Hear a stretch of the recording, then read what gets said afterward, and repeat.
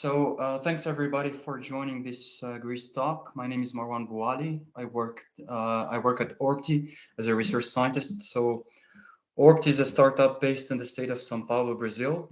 We are currently working in a slightly different area, which is the operational monitoring of water quality over reservoirs, lakes, coastal regions, and we're trying to incorporate as many computer vision, machine learning, artificial intelligence algorithms to estimate parameters like chlorophyll concentration, turbidity, using data from MSI, OLI, and hopefully in the future, drone-based drones equipped with multispectral cameras.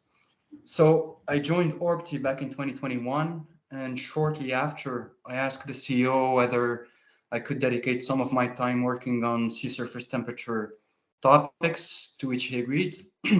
And so our team picked up some of the things that I had been working on for quite some time, up to 2020, I think. And we managed to make things more general so that they can be applied not only to SST, but to other parameters as well. So in this presentation, I'm going to talk about the new approach to generate level 3 data sets from satellites, synoptic observations. It's a very general approach. It can be applied to many Metocean parameters like wind speed, wind direction, atmospheric water vapor, ocean color, and of course, sea surface temperature. So in the case of SST, the overall context of this presentation is the growing interest in ocean dynamics. Studies in this field usually focus more on SST gradients than SST itself, and consequently, they require satellite SST fields with a consistent spatial distribution so that we can easily extract high-level information like the location of fronts as well as their magnitudes. Now, level 4 SST datasets are very practical for this because they are gap-free. And as many of you probably know, and this has been quite a hot topic in the previous GHRSST meetings, the methods that are used to generate level 4 SST datasets have a tendency to over-smooth SST features, which means that the gradients that we can extract from them will differ to some extent from those observed at synoptic scales. Now, on the other hand, level 3 SST products are only based on satellite observations. So depending on how they are generated, the gradients that are computed on these datasets are intuitively expected to have similar characteristics to those captured at level 2. Now, from a user perspective, the most common approach used to generate level 3 SST, maybe I'm completely wrong on this, is time averaging, which is also known as compositing. So the idea is very simple. We just average all the observations acquired over a given period of time using data from either just one or multiple sensors. And while this approach is statistically coherent, and this is not very well documented in the literature, actually, it can very easily introduce artifacts at level 3. And these artifacts being, by definition, unwanted features are going to affect the spatial distribution as well as the temporal variability of SST gradients. Now, there are many factors that can contribute to the presence of these artifacts, and one of which we don't really have much control over is the fact that we are estimating a geophysical parameter at a temporal resolution lower than the time scale of the parameter itself. So here's a typical example of a 3-day composite map of wind speeds derived from AMSR2. It's really hard not to notice the amount of artifacts and spatial inconsistencies in the data. They appear typically in the form of patchiness and sharp discontinuities that coincide along the edges of the satellite's successive swaths over the three-day periods that we use to generate these products. So I'm showing wind speed here instead of SST because it has a higher temporal variability. So these artifacts tend to be really very pronounced. We can notice them as well on SST, but we need to adjust to really limit the range of values that are displayed. So from here, the first question that comes to mind is, how do we remove these artifacts? This is actually not a very good question, because it implies that we're going to try and do something about them once they appear. And since we don't have any a priori knowledge on when or where these artifacts are going to appear, a reasonable approach to mitigate these artifacts at level 3 is to make sure that they never appear in the first place. So this is exactly what we've been working on partly at ORBTY for the past year or so. And we developed an approach that leads to very interesting results. It's called M3DFS, which stands for Multi-Dimensional Dynamic Data Fusion System. So the M3DFS is not a specific or fixed algorithm in itself. I prefer to think about it as a different way of thinking about the data, where instead of seeing a geophysical parameter as a set of grid points with a given value, we see it as a three-dimensional gradient field, which is very practical because dynamics are actually contained within gradients. So the mathematical formulation of the M3DFS is very similar to that of variational methods used in computer vision to tackle a variety of issues like image denoising, image deblurring, super resolution, in painting, as well as image stitching, which is probably the kind of algorithm that runs on our cell phones to generate panoramic pictures. So the idea behind the M3DFS is to minimize the cost function, which is composed of two fidelity terms. The first one is a geometrical constraint on the solution. So basically, we are looking for a solution with gradients that are as close as possible to the observed to the observations. And the second term is a standard statistical constraint, and we can balance these two terms with a fixed coefficient mu. So we can find an analytical solution to minimize this cost function by computing the Euler-Lagrange equation. This is not really the challenging part. The challenging part is finding actually a value for the balancing coefficient that leads to a level three data that is simultaneously statistically and geometrically consistent. So for today's presentation, I'm going to skip this part because it's a little bit technical. I'm not really sure how many people in the audience are interested in this, but whoever is interested, we can schedule another GHRSST talk or discuss this offline to have more details on the technical implementation of the M3DFS. And if anything, there are many ways of actually solving this kind of optimization problem. So if I go back to the wind speed map that I showed earlier, we can use the same inputs and apply the M3DFS, and we can obtain something that looks a little bit more consistent in terms of spatial representation.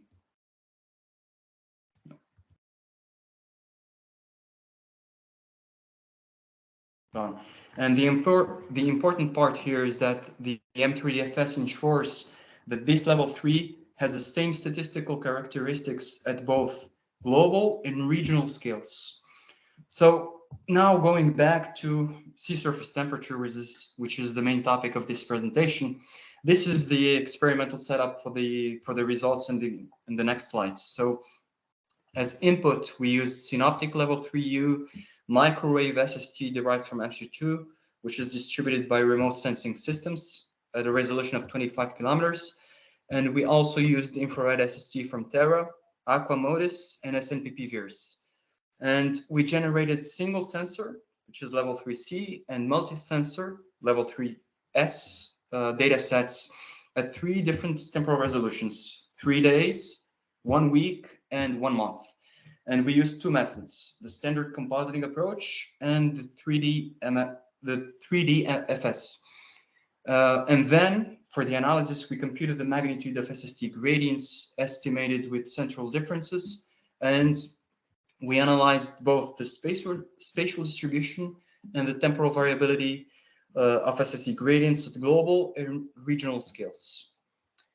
So this is the spatial distribution of gradient magnitudes computed on a 3-day composite map of SST for the period from the 1st to the 3rd of June of 2022. And this is the same map using the M3DFS. So this is the format for the coming slides, which is I'm going to keep switching back and forth between these two data sets to really display the difference. And we notice that the M3DFS provides quite a cleanup of the data. It's a discrete one for the 3-day temporal resolution. And we can check this by taking a look at the difference, the absolute difference in percentage. And we know what we notice here is that there's no spatial correlation between the error and the spatial distribution of SST gradients.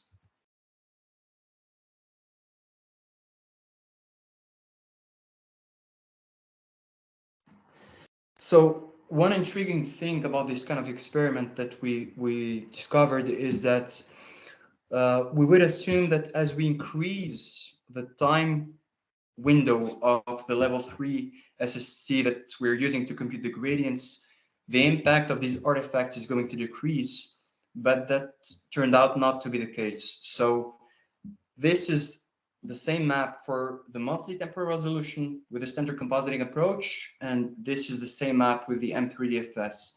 And immediately we notice that the difference is a little bit more obvious for the monthly resolution compared to the 3-day resolution. And again, we can check this on the monthly, on the absolute difference between these maps. And we notice, we can see very clearly the signature of the satellite swath.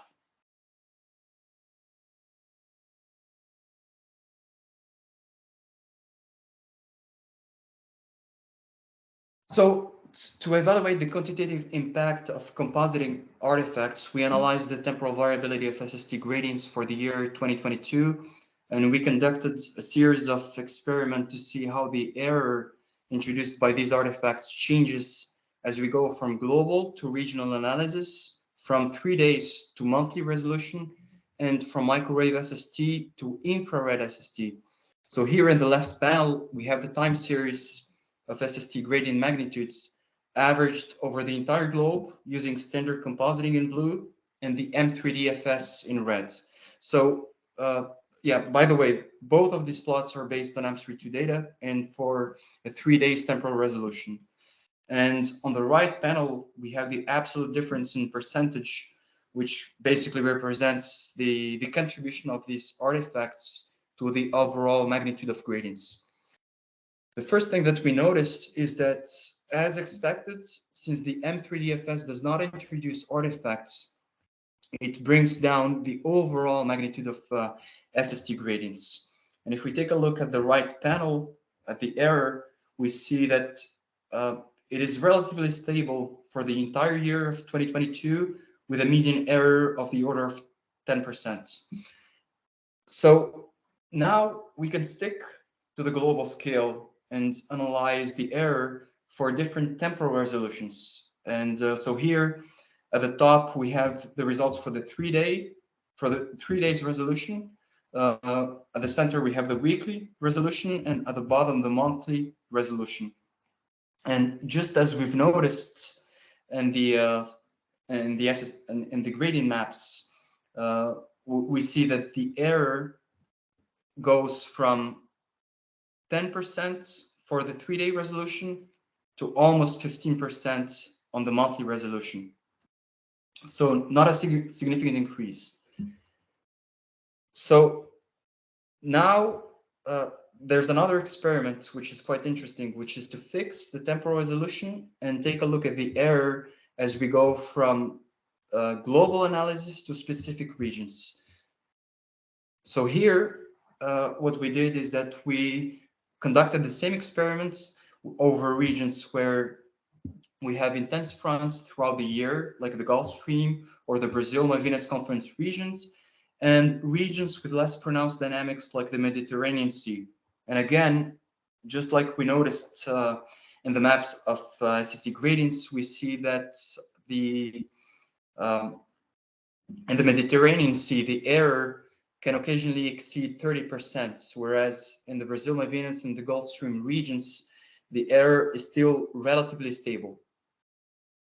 So the conclusion of this experiment is that at the global scale, the error may remain quite stable and quite low, just 10%. But as we reduce the spatial window and select a smaller region of interest for this kind of analysis, the error can really significantly increase. So in the case of microwave data, regardless of the temporal resolution and regardless of whether we are working at a global or regional scale, the error in SST gradients can be seen as within an acceptable range, depending on the final application. So the argument could be made that there's no need to go for an elaborate approach to generate level 3 SST. The question is whether this argument still holds when we start working with high resolution infrared SST, because we have to deal with a number of other issues like undetected clouds, and more importantly, persistent cloud coverage. So in fact, all the observations that we have made using microwave data are just as valid for infrared SST. And well, I would say quite concerning, especially when we start to use observations from not just one sensor, but multiple instruments. So I'm skipping here directly to level 3S, and these are the results at the global scale for a level 3S SST that incorporates data from Terra, Aquamodis, and SNPP VIRS.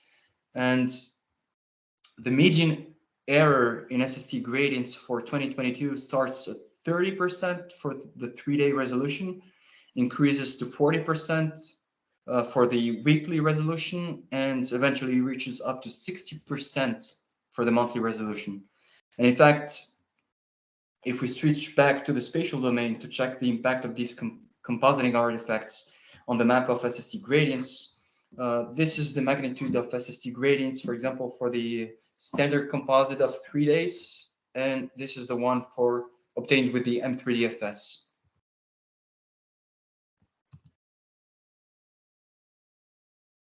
And these are similar maps, this time at the monthly resolution. So standard compositing, M3DFS. Quite a difference, I would say, considering the fact that the SST generated to estimate these gradients have almost exactly the same statistical characteristics.